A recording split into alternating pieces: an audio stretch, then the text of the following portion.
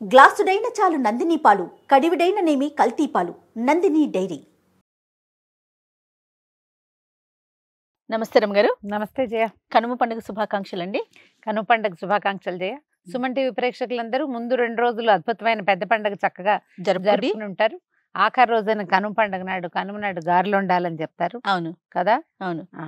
కనుమ నాడు చక్కగా గారెలు వండుకొని తిని ఈ పూట మీ ఊళ్ళోనే ఉండి ప్రయాణాలు చేయకుండా రేపో ఎల్లుండో ఊరు ప్రయాణాలు చేయొచ్చు. అవును. అలా బయలుదేరి వచ్చేసి ఈ సంక్రాంతి పండుగ విశేషాలని వచ్చే సంక్రాంతి పండుగ వరకు నెమరు వేసుకునేంత అద్భుతమైన పండుగ మీరందరూ జరుపుకుని ఉంటారని ఆశిస్తున్నాము. సో ఇవాళ కనుమ పండుగ ఏం చేయబోతాం మనం. ఎందుకు రమ్మగారు ప్రయాణాలు అసలు చేయొద్దు చేయకూడదు ఇలా రకరకాలుగా వింటూ ఉంటాం. అంటే 2 చెప్తారు జయ. కనుమ నాడు కాకైనా కదలదు, కాకైనా కడగదు అని. కనుమ నాడు తలంటి పోసుకోకూడదు సిద్ధాంతంగా. ఈ కనుమకి మనం కాదు రమ్మగారు సంక్రాంతి రోజు పోసుకోకూడదు అంటే ఉట్టిగా తల మీద పోసుకోవచ్చు. కావాలంటే నువ్వు అత్యవసరం అయితే తప్ప పోసుకోకూడదు. ఓకే. కనుమ అంటే ఈ సంక్రమణపు మరుసటి రోజుని కనుమ. ఈ కనుమని చాలా విషయాల్లో వాడతారు. సంక్రమణం మరుసటి రోజున మనము ఏదైనా వేరే ప్రాంతానికి వెళ్ళి పితరులకు ఏమైనా పెట్టుకున్నాం అనుకో, ఏ సంక్రమణ రవి సంక్రమణాల్లో ఆ మరుసటి రోజు ప్రయాణం చేయకూడదు. సంక్రమణం నాటి రాత్రి ప్రయాణం చేయొచ్చు కానీ మరుసటి నాడు ప్రయాణం చేయకూడదని ఎందుకు ఈ విధానం వచ్చిందో పెద్దగా అంత క్లారిటీ ఇవ్వరు జయ. కడగదు కదలదు ఈ 2 చెప్తారు.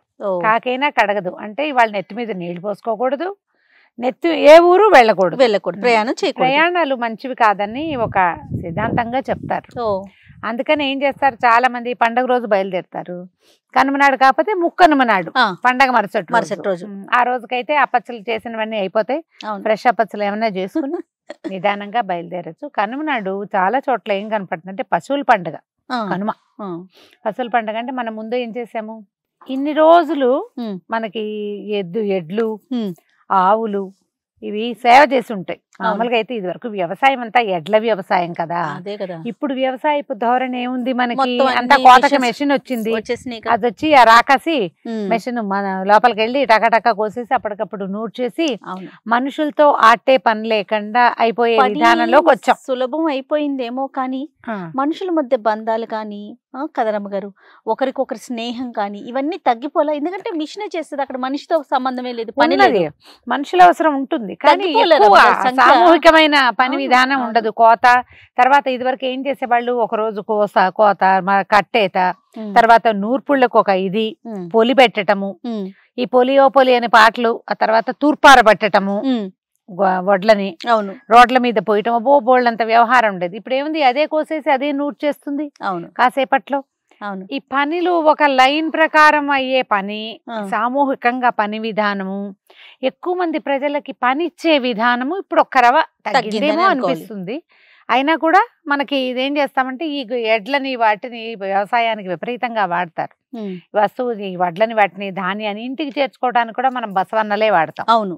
ఈ రోజున ఏం చేస్తారు, బసవన్నలకు విశ్రాంతి, చక్కగా స్నానాలు చేయించి చెరువులకు తీసుకెళ్లి శుభ్రంగా తోమి ఒళ్ళు తోమితే రిలాక్స్ అవుతాయి జంతువులు. బాగా ఒళ్ళు రుద్ది స్నానం చేయించి కొమ్ములకి పసుపులు, మొహానికి పసుపు రాసి, కొమ్ములకేమో రంగేసి, కొమ్ములకి రంగులేయటం, పువ్వులు అలంకరించటము పశువుల పండుగనే చెప్తారు కనుమ నాడు. ఈ కనుమ నాడు ఏం చేస్తామంటే ఇంకొకటి కూడా చేస్తాం, ఈ మన ధాన్యాన్ని కంకుల్ని కొన్ని కట్టలు కట్టట్టు పెట్టుకుంటారు. కనుమ నాడు బాకిళ్లలో వెళ్ళారు. ఇప్పుడు ఏంటంటే పిచ్చుకలకి వాటికి ఆహారం ఇవ్వటము, మన పండగ ఏదైనా సరే మనం తింటాం చేసుకుని శుభ్రంగా మనం చక్కగా చేసి ఎవరికైనా పెట్టడం, ఎవరికైనా ఏదైనా ఇవ్వటం. ఈ ఎవరికైనాలో మనుషులే కాకుండా పశుపక్ష్యాదులు కూడా ఉండటం పురాతనమైన విధానాలుగా ఏర్పరిచి ఉంచారు. మామూలుగా మనకి ధాన్యపు కంకులు అంటే చేలల్లో బడి పిచ్చుకలు పిట్టలు తింటాయి. వాకిళ్లలో కూడా ఈ ధాన్య బస్తాల జోలికి రాకుండా వాటికి ఏం చేస్తారు, గుత్తులుగా కట్టేసి అటు వేసి పెడతారు. కొన్ని నెలల పాటు పక్షులు బట్టి ఆ కంకుల్ని తీసుకుని తింటాయి. ఓకే. ఇదంతా కూడా దాన ప్రక్రియ చేయాలి. అంతే కదా, వాటికి ఆహారం వెతుకోక్కర్లేకుండా మన వాకిళ్లలోనే ఊరపిచ్చుకలు, తర్వాత చిలకలు ఇవి తిరుగుతూ ఉండడానికి ఈ మెయిన్ ఆహారం ఏదైతే మనం ఏర్పరచుకున్నామో బస్తాలు గిస్తాలు పెట్టుకున్నాం వాటి చోళ్ళకి వెళ్ళకుండా ఇవి ఈ పక్కన తింటూ ఉండడానికి ఇలా చేసేవాళ్ళు ఇది వరకు. ఈ కాలం ఏంటంటే ఇప్పుడు మనం పూర్వపు విధానాన్ని పాటించే అవకాశాలు మనకు తగ్గిపోయినాయి. కానీ ఆ రోజుల్లో ఇలా చేసేవాళ్ళమని జ్ఞాపకం చేసుకుని ఎంతో కొంత ఏదో ఒకటి ఎంత చేయగలిగితే అంత అంత చేస్తూ ఉండటమే. ఇప్పుడు పంటలు కోయటము, ఇప్పుడే పంటలు రావడము అవి కూడా లేదు, డిసెంబర్లోనే అయిపోతున్నాయి. అవును, జనవరి దాకా ఈ పంటలు ఇళ్ళకి రావడం, బస్తాలు రావడం అవి వ్యవసాయంలో మార్పులు వచ్చేసాయి, వాతావరణంలో మార్పులు వచ్చేసాయి కదండి. మన జీవన విధానమే మారిపోయింది. కానీ మారిపోయింది. కాకపోతే పండగలు అవే వేళకి, ఎప్పుడు వచ్చే వేళకి అవే వస్తాయి. సూర్యుడు చంద్రుడు వాళ్ళ వేళల్లో మాత్రం వల్ల డేట్లు ఫిక్స్ చేశారు కాబట్టి సరిపోతుంది. లేకపోతే వీటిని కూడా వీళ్ళు వెంబడి మార్చేసుకుంటారో ఏంటో. మార్చేస్తాం. కనుమనాడు గారెలు తినాలంటారు. అయితే వెజిటేరియన్స్ అయితే కనుమనాడు గారెలు చేసుకుంటారు. ఇక ఇప్పుడు కోడి పందాలు ఆడేవాళ్ళు చాలా మంది ఉంటారు కదా. పండగ రోజుల్లో కూడా కోడి పందాలు ఆడతారు. మాకు తెలిసి అయితే పాలేళ్ళని మేము కనుమనాడు సెలవులు ఇచ్చేవాళ్ళు. అందరికీ సెలవే. పొద్దున్నే వడ్లను శుభ్రంగా కడిగేసి ఎడ్లకి విశ్రాంతిగా వాటికి ఏర్పాటు చేసేసి 10 గంటలకల్లా ఉదయం పని చేసేసి వెళ్ళిపోతే సాయంకాలం సినిమాలకు వెళ్ళేవాళ్ళు, కోడి పందాలు ఆడేవాళ్ళు. మా పాలేళ్ళందరూ, మా రంగడు వాళ్ళంతా కోడి పందాలు ఆడడం నాకు తెలుసు. కోళ్ళని పట్టుకెళ్ళేవాళ్ళు, డబ్బులు ఇచ్చేవాళ్ళు. పాలేళ్ళకి సంవత్సరం అంతా పనిచేశారని ఇచ్చేవాళ్ళు. మనం కూడా ఏంటంటే పని వాళ్ళకి విశ్రాంతి ఇవ్వాలని ఆ ఒక్క రోజుకి గొడ్లకి పలుకుతాళ్ళు అవి లేకుండా హాయిగా ఫ్రీగా తిరగనివ్వటము. అది అప్పట్లో పోలి అని పెట్టేవాళ్ళు. పోలి అన్నం వడ్లశాల, మన పశువుల శాలలోనే అన్నం వండేవాళ్ళు. వండి పశువుల వండి దాన్ని పొలి అని ఉంటుంది. అది చేలల్లో చల్లేవాళ్ళు. కొంచెం పసుపు కుంకుమ అవి వేసి. అంటే అప్పుడట పూర్వం అన్ని జాతుల వాళ్ళు, అంటే ఇదేదో తినేవాళ్లే చేస్తారని కాదు, పెద్ద పెద్ద పశువుల శాలలు అవి ఉండి మనకి చాలా ఎడ్ల వ్యవసాయము అవి ఉంటే శాంతిగా ఈ మేక రక్తాన్ని కూడా కలిపి అన్నంలో చల్లేవాళ్ళట. పూర్వం జరిగేది. నాకు తెలిసే నాటికే లేదు. నాకు తెలిసే నాటికే మామూలుగా పొలి చల్లటం అని పొలిమేరల్లో, ఇప్పుడు మనకి ఊరు మధ్యలో ఉండి పొలాలు బయటకు ఉంటాయి కదా, ఈ పొలాల్లో ఈ బలి అన్నాన్ని చల్లేవాళ్ళు. ఎలుకలని, కాకులని, వాటికి ఆహారంగా చల్లేవాళ్ళు. ఇది ఒక శాంతి కింద. ఎందుకంటే మళ్ళీ మనం భూమిని సాగు చేయడానికి 1 నెల 2 నెలలు డ్రై చేస్తారు కదా, మళ్ళీ మొదలు పెడతారు. ఆ లోపల భూమి కొంచెం గుల్లబారుతుంది ఇలాంటి వాటి వల్ల. అందుకని అయ్యి ఉంటుంది బహుశా అప్పట్లో ఈ బలి అని చేసేవాళ్ళు. తర్వాత గుమ్మడికాయలు అవి పగలగొట్టి, ఒకవేళ ఊర్లో బొడ్రాయి అవి ఉన్నాయనుకో, కొన్ని ఊళ్ళల్లో ఉంది, మా ఊళ్ళలో బొడ్రాయి అవి లేవు మాకు. గుంటూరు ప్రాంతం మా ఫ్రెండ్ నిర్మల వాళ్ళు బొడ్రాయి ఎత్తుతున్నారని పండగలాగా మొత్తం ఆడపడుచులు అందరూ కూడా వెళ్ళారు. అవును, బొడ్రాయి పండుగని ప్రత్యేకంగా, అంటే ఊరు అట్లా ప్లాన్డ్ గా ఏర్పడిన ఊళ్ళల్లో విధానం వేరే ఉంటుంది. అవునండి. అప్పుడు ఈ ఊరి మొగదల మధ్యలో ఈ గుమ్మడికాయలు అవి పగలగొట్టి ఊరి బయట వేయటము, అవన్నీ బలి అవి సమర్పించేవాళ్ళు. ఇప్పుడు మనం ఊళ్ళల్లోనే లేము, పల్లెటూళ్ళల్లో ఉన్న వాళ్ళంతా పెద్దవాళ్ళు మిగిలిపోయారు. అవును, పిల్లలంతా బయటకు వచ్చేసారు. కానీ ఈ పండుగ రోజులు ఏంటంటే మనం చూస్తాం, ఈ ఆంధ్ర ప్రాంతం అయిపోతే పొలోమని కార్లు వెళ్ళిపోతూనే ఉంటాయి. సిటీ మొత్తం ఖాళీ అయిపోతుంది. హైదరాబాద్ బండి వెనక బండి గట్టి పాట ఉండేది, ఇప్పుడు కారు వెనక కారు గట్టి అనాలన్నమాట. అందరూ సిటీ అంతా ఖాళీ అయిపోతుంది. అందరూ పండగలకు వెళ్తారు కదా. ఈ పండగకి వెళ్ళిన వాళ్ళు వండుకుని తింటాం కాకుండా మన విధానాలు పూర్వం ఏం పాటించేవాళ్ళు, పాతకాలపు పద్ధతులు ఏంటి, ఊళ్ళో కాస్త నలుగురిని పలకరించడము, ఊరి వాతావరణం ఎలా ఉంది, మన ఊరికి మనం ఏమైనా చేయగలమా, మనం చదువుకున్న బడికి ఏదైనా చేయొచ్చా అన్న ఒక ఆలోచన చేయడానికి కూడా ఇది ఒక మంచి కాలం, మంచి సమయం. అందరూ కలుస్తారు కదా, చాలా మంది పాత స్నేహితులు, ఊళ్ళో జనాలు, పెద్దవాళ్ళు, గ్రామ పెద్దలు కలుస్తారు కదా.